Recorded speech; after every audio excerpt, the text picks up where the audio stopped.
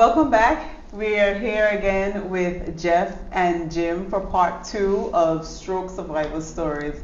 And we were just having some talks back off of the camera, and Jim was just explaining that he forgot, which is part of the whole stroke.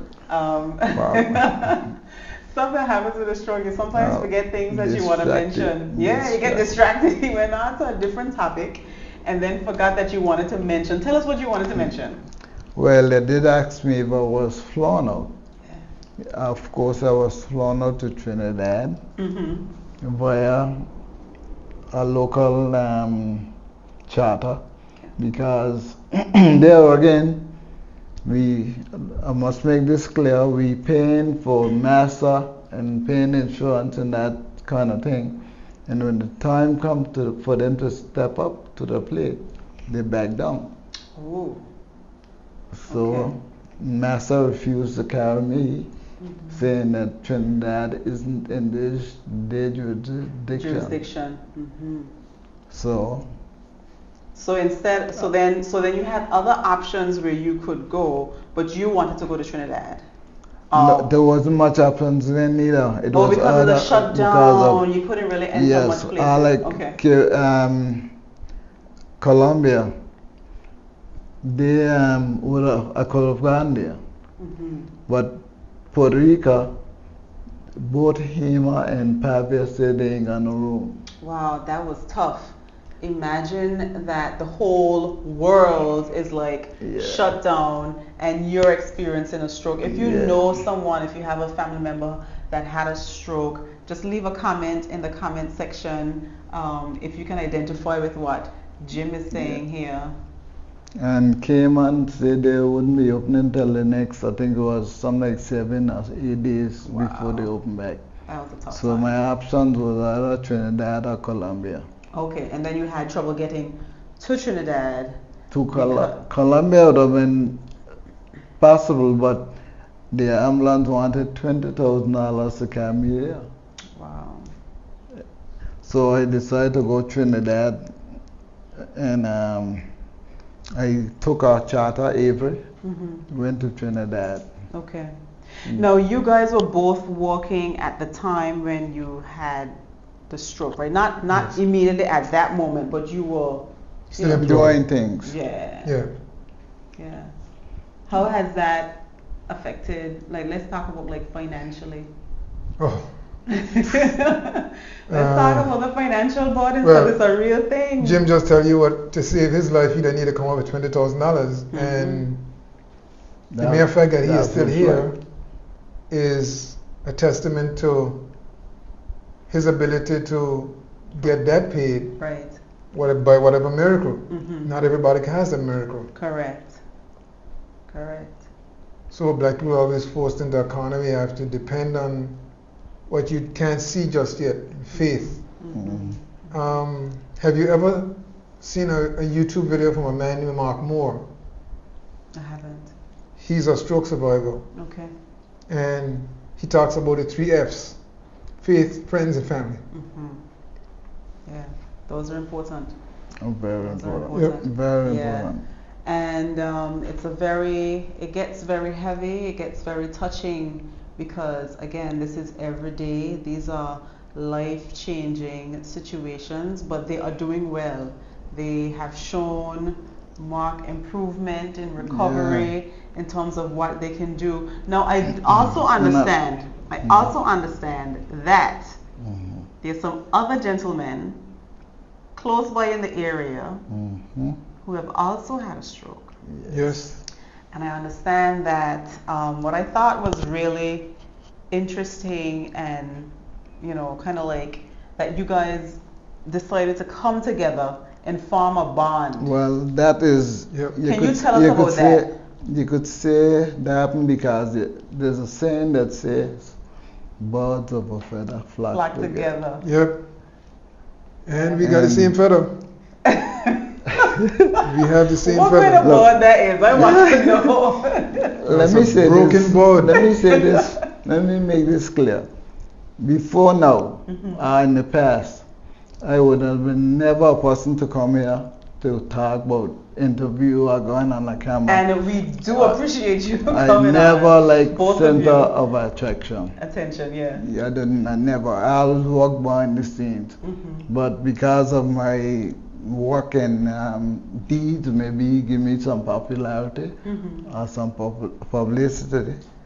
But I don't like them kind of things. But I come here because I realize what happened could happen to anybody. Right. Yeah. And I would like to, inform them that it can be prevented and it happened, what I could do and things like that. That's how we come together helping each other. Okay. Because we learn from each other the progress and everything, how to go about it. Yeah, we share pain stories, medication stories, We laugh and consequence joke together. stories. Yeah. And that's really great because And there's that's- strength in that. Yes, Yep. that's what helping us. Yeah. That's Because if you're home by yourself, even you might have, like me, I got Jackie home all the time, right? But she got in the kitchen doing this and doing that. yeah. And I did by myself, I could get in a depressed mood. Yeah, depression is a real Yeah. thing. Now, were you guys depressed? Did you guys have any before even getting into the whole meeting up with the guys? I'm gonna call it meeting up with the guys. Were you going through depression? Was there depression? Not with me personally. I have. No, I had somebody help us, so we Yeah. didn't have the Okay. chance to get depressed. Correct. My kids Good. and my wife and them, they did a remarkable job. Yeah. Okay. Yeah, with So making sure. support again from Yes. family. We'll get into Yes. that in a second. That's important. Were there any changes with vision? Did we have any vision issues? Were your visions, was it blurry? Did you have a period of time where you just kind of lost vision? Well, I've lost my peripheral vision. Peripheral, okay. Yeah, so reading is a challenge. Seeing objects coming at you is a challenge to some degree. So you try make concessions by how you look at something. Yes. It's no longer just taking it for granted. Sometimes you have to do a double take to make sure you're taking in everything. Going down the steps. Going down the steps, going up the steps, Yeah.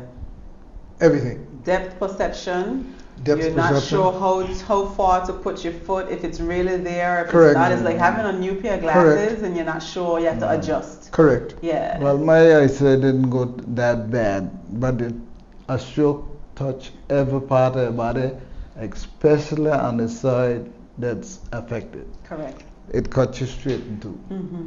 So Yeah. you no longer got control of that, belongs to this stroke. So my right eye, I start getting a little vision problem in it, like, hazy, but it was cataract. Okay. So I had removed the cataract since Okay. then. So the cataract would have been there before, but then after the stroke would have then I- given you more this- trouble. The stroke probably bring it on. The Okay. stroke bring on a lot of things, man. Okay. Let me say this. One person had never been sick. In fact, hospitalized. I could say I was even hospitalized as a baby because I ain't born in hospital. I born home. Okay. I had never had So a this knife would have on me. been your first hospitalization? No, not this one. Up to an 40, 50 years, I wasn't in hospital. I happened to get in hospital because of a fish poison. Okay, so But that would be not- a little bit different. Yes, Yeah. not for sickness or anything like that. Okay. The only other operation I had done on me before that was an ingrown toenail. Okay, so like a minor procedure then? Yes. Okay. Can you tell us about driving? Do you drive? With driving, the peripheral vision has to be there. Yeah. The coordination. We just jump in the vehicle and we go because we Yeah. drive, so like we know what to do. Right. But if your stroke has been on the right side, you have to press gas and brakes. You have to turn the wheel. You need that arm. You got to be Yeah. able to coordinate all these things. He does. I don't have that issue. You don't have the issue of driving. No. Because you He don't does drive. not drive. No, I don't. Well, Not yet. Not yet. Right. But you were driving before. You were independent, Yes. driving and all Yes. that before. Okay. well, I guess I get over that to an extent now. When I started driving, I couldn't even turn the key, couldn't even start the vehicle. with my right hand. I couldn't pull it in gear with my right hand. So I used my left hand to do all that. And my right foot couldn't press the gas hard, you know. So I used my left. Okay. So I started doing that, and eventually my strength started coming back. So now, are you still using the left foot? No. You're using the right foot. You're pressing gas and brakes with the right foot. Yeah. You're turning on the engine with the right hand. Right hand. You're steering with the right hand. And the right hand. When I try to hold the steering wheel, I had to actually take it up, put it on the steering wheel, and hold it on there, as to just come back up. Right. So he's developed strength, and a lot of the times you find that as you start to do something that you may be unable to do at the moment, with repetition and kind of like repeating the same behavior, you'll be able to do it a little bit more. So that's some encouragement for you there. Yes. Some encouragement for you there. And when you start seeing those little signs of improvement, it gives you a little bit more courage, because it's really taking a toll on you. So temporarily you may be unable to do it, but you'll get there. Eventually, yes. Yeah, that's right. What about running or walking? Tell me about returning to walking and what that was like, and then let us know if you're also able to take a jog. If I had to run for my life, I did. No, I still can't walk properly. Okay. After a year and 8 months. The look said that you're not running at the time. All right. So like one of the guys, Metro, who he is a little more advanced in his stroke. He got 2 years. Okay. And Mac got 3 years. Metro said one day he feel like he could have run. So he said, no, I got to try to run. He said he got also have his stroke on the right side. Right side. He said he put the left foot forward and he waiting for the right foot to come, couldn't come.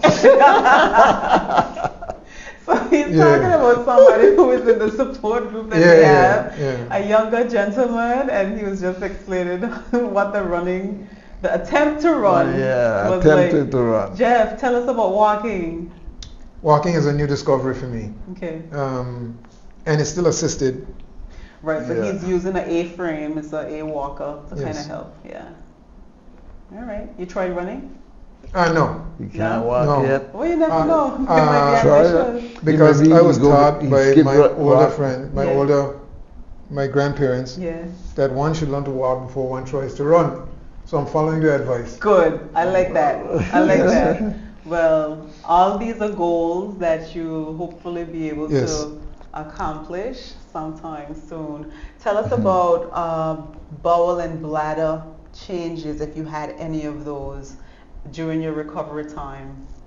Were you able to hold your urine after the stroke, or was that an issue? And then now, in terms of getting to the restroom?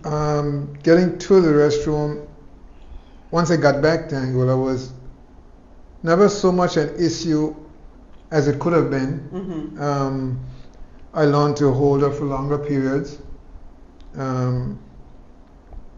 Still going on because, of course, life goes on. Correct. So you do what you have to not to become a problem.